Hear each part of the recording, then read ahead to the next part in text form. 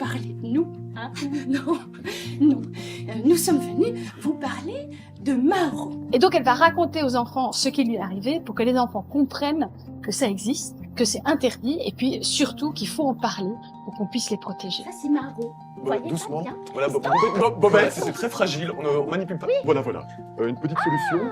On va faire ça mais ça, doucement. En mars 2026, on a créé un outil de prévention des violences sexuelles faites aux enfants, un outil qui est à la fois ludique, sensible et puissant. Cet outil, c'est à la fois un spectacle et un encadrement pédagogique complet, obligatoire et systémique qu'on a construit avec un réseau d'experts sur ce sujet.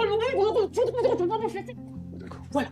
L'histoire de Maro, c'est l'histoire d'un petit garçon qui va pendant 2 ans subir des agressions sexuelles de la part de son coach sportif qui est aussi le meilleur ami de son papa. Voilà, tu vois, tu progresses. Bon, il est super sympa, tout le monde l'adore. Et même qu'il a promis au papa de Maro de l'aider à devenir un joueur professionnel. 2 années durant lesquelles Maro se sent étouffé par la honte, la colère, la peur. Il n'ose pas parler. Il parlait moins, il rigolait moins, il mangeait moins. Il commence à avoir mal au ventre, à avoir mal à la tête. Et donc, comme Maro se sent de plus en plus mal, un jour il finit par fuguer et à se mettre en danger. Alors Maro s'est mis à courir à toute vitesse en trébuchant. Mi corazon de melon, si tu ne sors pas de ta cachette dans 3 secondes, eh ben je vais me fâcher, hein. Aujourd'hui, les enfants font des crises de préadolescence de plus en plus tôt. You will die. Game over.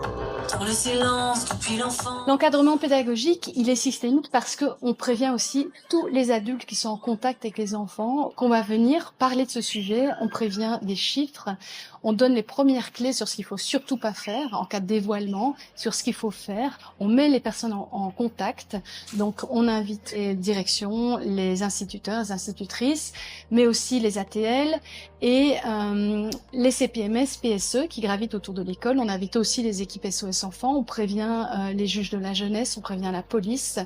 Et donc toutes ces personnes savent que on est là, qu'on va parler de ce sujet et qu'il va y avoir des dévoilements et pour que évidemment tous ces dévoilements soient pris en charge, qu'on croie les enfants et qu'on puisse les protéger. C'est moi, c'est Tata Bobine. Tata Bobine. Mais oui. Quand il m'a vu, Maro a relâché toute la pression d'un coup.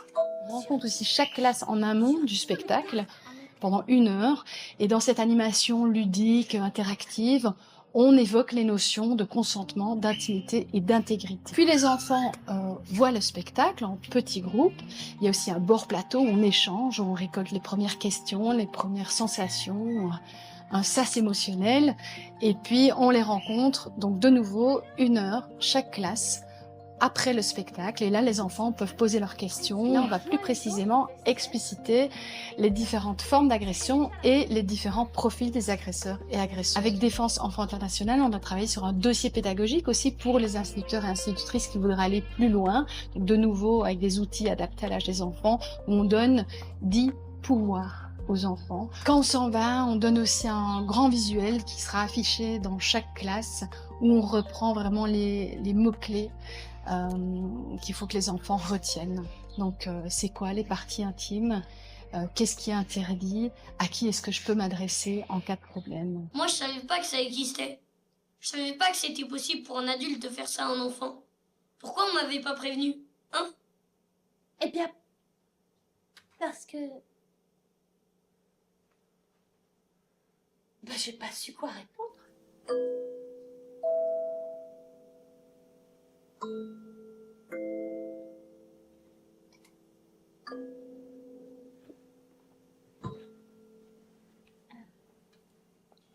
Ciao. Ciao.